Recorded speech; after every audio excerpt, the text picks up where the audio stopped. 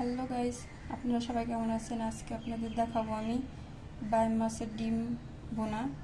এটা হচ্ছে বাইম মাছ কিনে আনছি, সেই ভিতরে যে ডিমটা ছিল সেটা আমি বের করে ভালো করে ধুয়ে গরম পানি দিয়ে সিদ্ধ করে নিয়েছি, একটু হলুদ দিয়ে গরম পানি দিয়ে সিদ্ধ করে নিয়েছি। এখন এটাকে আমি ভুনা করব। চুলে আমি একটা কড়াই বসে নিয়েছি, এখন তেল দিয়ে দেবো।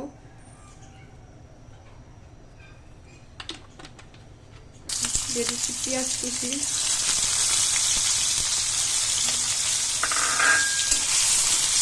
পেঁয়াজটা একটু ভেজে নেব। দিয়ে দিচ্ছি একটু কাঁচামরিচ। এখানে আমি পেঁয়াজটা বেশি ভাজবো না, একটু হালকাই ভাজবো।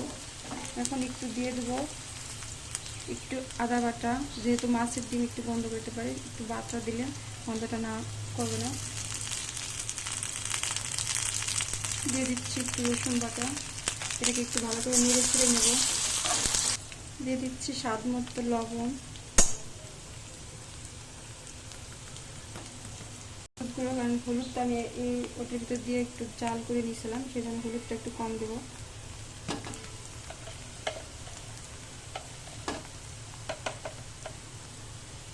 দিয়ে দিচ্ছি মরিচের গুঁড়ো,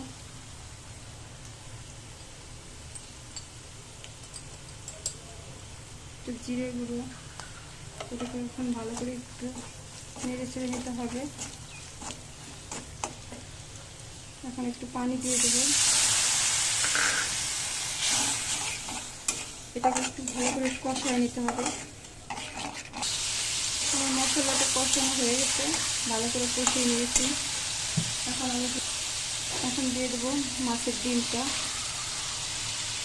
মাছের ডিম দেওয়ার পরে পানি দিতে হবে না, কারণ আমি যতটুকু ভালো করে সিদ্ধ করে নিয়েছি। এটাকে আমাকে শুধু এখন ভাজতে হবে, সুন্দর করে আস্তে জল দিয়ে সুন্দর করে ভেজে নিতে হবে। এটাকে ভেজে নিতে হবে সুন্দর করে। দেখুন আমি পেঁয়াজটা কিন্তু বেশি ভাজি না, একটু আস্তে আস্তে আছে পেঁয়াজটা ভাজা হবে।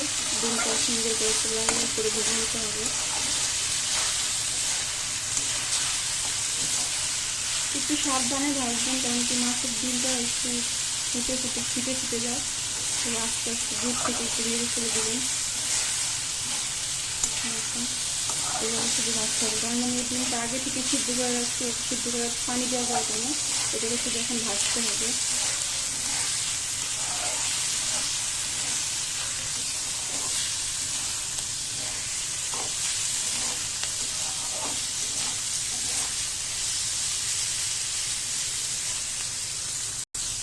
এটা গরম ভাতে খাইতে অনেক মজা লাগে, আমার কাছে তো অনেক ভালো লাগে।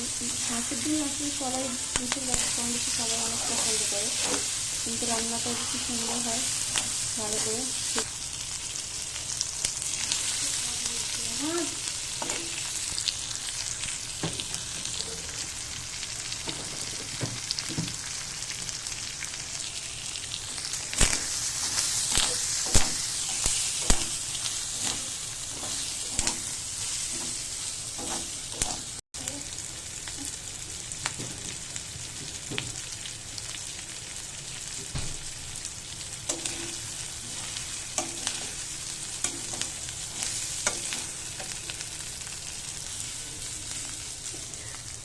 বেশি ভেজে নিতে হবে।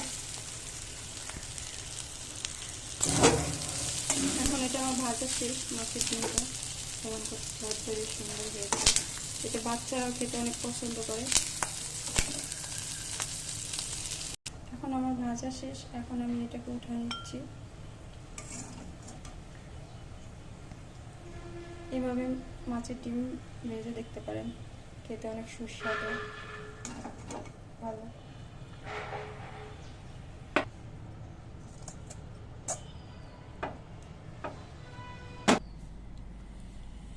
আমার মাছের ডিমটা ভাজা শেষ, একদম লাল লাল হয়ে গেছে ভেজে।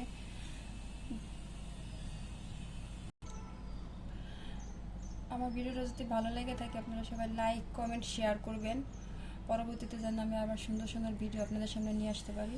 ধন্যবাদ।